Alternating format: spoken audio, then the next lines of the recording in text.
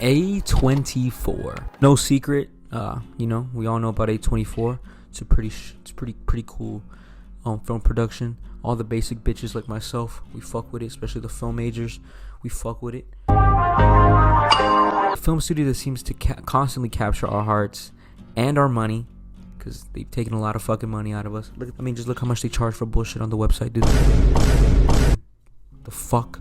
A24 is constantly in the realm of cinematic masterpieces. You look at great films like mid-90s, The Disaster Artist, Moonlight. This is a studio that's constantly nowadays getting nominated Best Pictures for countless awards. Even just look at last year with Everything Everywhere All at Once. And even this year with the release of Talk to Me, A24 has just always been constantly on the scene. They give directors opportunities to become great and solidify their legacy, and they're no short of exceptional. However, I'm not saying every A24 film is perfect. I do have the couple movies I think were a bit overrated. Yes, I think Midsommar was overrated as fuck. And if you say otherwise, you're a fucking rapist. You're a fucking pet. Anyways, I'm just joking. I just didn't think it was all that. I watched it in theaters. I thought it was alright at best. That's besides the point. Before all you e-girls and fucking Ari-ass or dick riders get on my fucking case, start typing down the comment section. Fuck you. That shit was mid as fuck. Mid fucking summer for a reason. Attention movie lovers, if you see my popcorn flying in the air, please don't be startled. Thank you.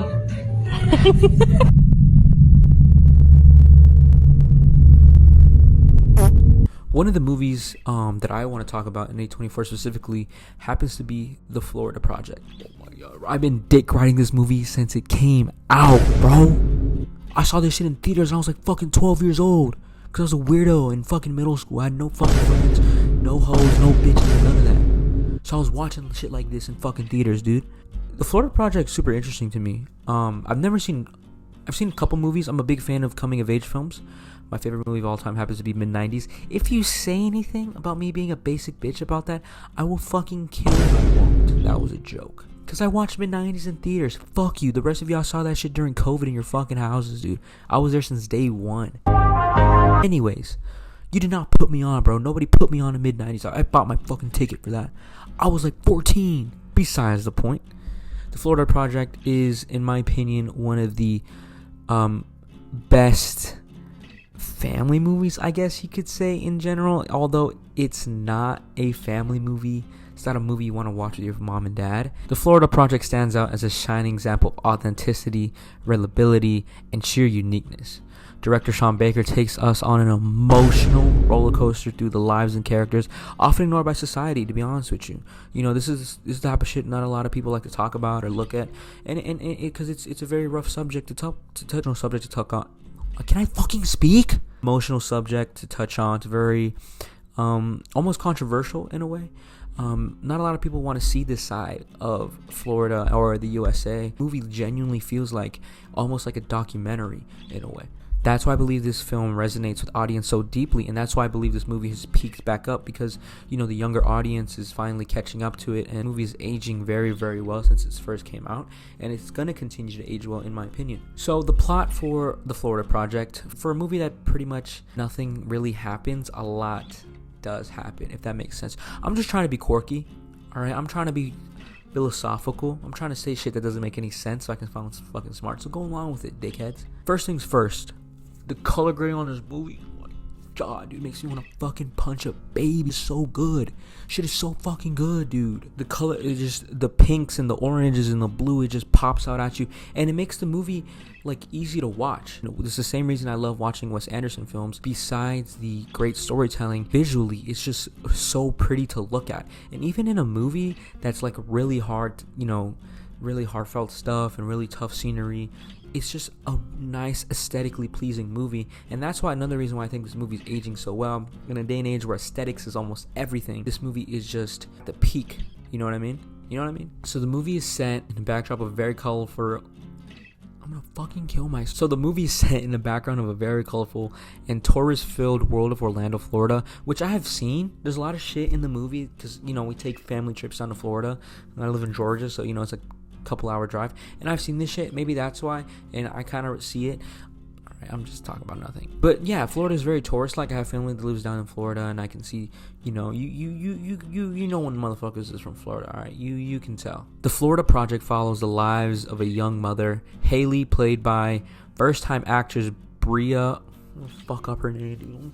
Fuck up her name. Played by first-time actress Bria. What the fuck? Bria Venati. In an interview, she was like her first time acting, or whatever. She was sick as fuck. What the fuck did that say?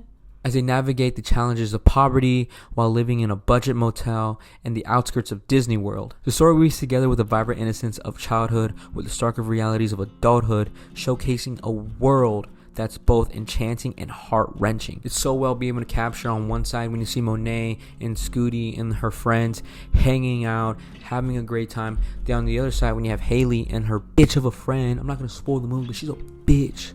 She's a fucking bitch. I'm not gonna lie, but she's a bitch. I'm sure she's great, you know, as a person, but her character, she's a bitch, especially at the end. Whatever her name is, I forgot. I don't give a fuck. She's an asshole. This brings me to the other point of why this movie is so fucking good. How relatable it can be, especially to people that come from low income households, and how unique the film is in general. First of all, I'm not even gonna talk about how the way this movie was shot, because it's shot beautifully. So I'm like already dick riding the cinematography because it's fucking good. The cinematography is excellent. The color grading is excellent. The way they're able to capture these emotions through the shots of the lenses of the camera, fucking beautiful. What sets the Florida Project apart is its ability to capture the ordinary moments of life with an extraordinary sense of authenticity. The struggles forced by the characters reflect the struggles of real-life individuals who often go unnoticed. I failed as a mother, Moni. Yeah, Mom, you're a disgrace. This relatability is reinforced by the film's focus on the complex yet tender relationship between Monet and Haley.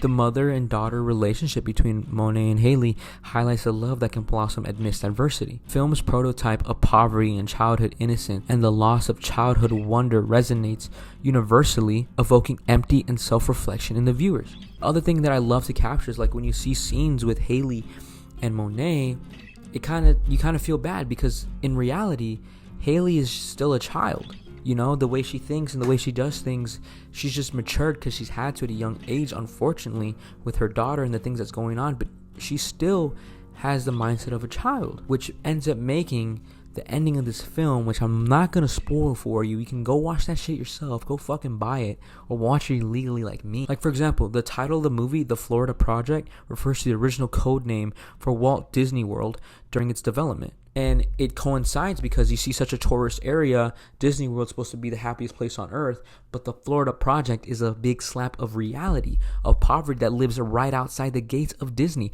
It's like this shit is just genius. Like this shit is like, I don't know, big IQ. Like it's like the way the director and these small details of the film that all come together make it that much more relatable and that much better, in my opinion. Now, the performances of the cast and crew of the movie, the performance in The Florida Project is nothing short of remarkable. Brooklyn Prince, at just 7 years old during filming, delivers a performance that is both heartwarming and heart-wrenching as Monet. Bria Venati, I hope that's how you say your name. I'm sorry. I don't know how to say your last name. I'm sorry. I could have done more research, but I have school tomorrow, and it's 11 p.m., and I really want to get this thing done. She was a newcomer to acting. She had never acted before this movie, but she did so well, and she was able to capture the desperation and fierce determination of Haley. Haley is just a mom. Like I said, she was a mom trying to do the best she could, but at the same time, she has the mindset of a child. She's very immature, but she's trying to be mature. And you do see in the movie, although the things she has to do aren't the best ways to do it, she does it at the end of the day for her kid. And she does everything for Monet. Because at the end of the day, no matter what you say about her,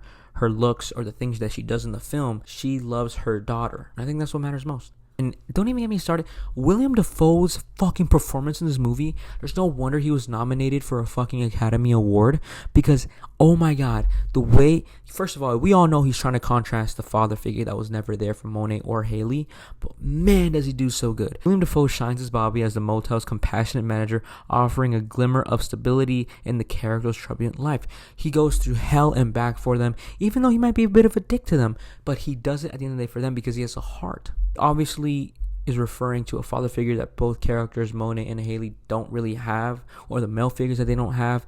but he has his boundaries. And at the end of the day, he feels for his residents. You know, he's there for them, and that he's such a great character, especially with the kids. Although he might be pissy at them, mad at them, he has a soft spot for them. And scenes like when he goes in the other motel, then gives them a discount, or when the weird pedophile shows up at the door. Those are great scenes to depict him as a character. Now, director Sean Baker, known for his empathetic storytelling and his commitment to giving a voice to characters that don't necessarily have one. In The Florida Project, he masterfully balances moments of raw realism with tender humor, creating a narrative that is emotional, resistant as it is visually captivating. Baker's decision to cast non-professional actors and shoot on location at the Red Budget Motel adds a layer of genuine authenticity to the film. In conclusion, The Florida Project isn't just a movie. It's a profound exploration of the human experience in the face of adversity. Its relatability, unique storytelling, and exceptional performances make it a cinematic gem that lingers in the hearts and minds of its viewers. Sean Baker's vision, storytelling, captured with the exceptional performance of the cast, creates a powerful and unforgettable film that reminds us of the beauty and struggles that exist on the fringes of society. I have a friend who sits at the corner lot selling pills to the girls when they cross the block. I told him he should quit that sketchy scene. He said nothing compares to the fever dream. It's what I do. I wait for you. I know a girl. Guys, this is enough of me yapping. I'm out here yapping about The Florida Project. I'm out here yapping about A24. I'll make more videos like this, make more movie reviews. It's something I enjoy to do. Hopefully it's getting some traction. Hopefully I get some hoes. Hopefully I get some bitches. Hopefully I get some bitches on my... Yo guys, it's editing. Kick 7. I'm a dumbass. I'm a bit of a fucking idiot. The official score for The Florida Project is a 9.1 out of 10. I enjoyed this movie. Highly recommend you guys watch it if you haven't already. And yeah, that's pretty much it.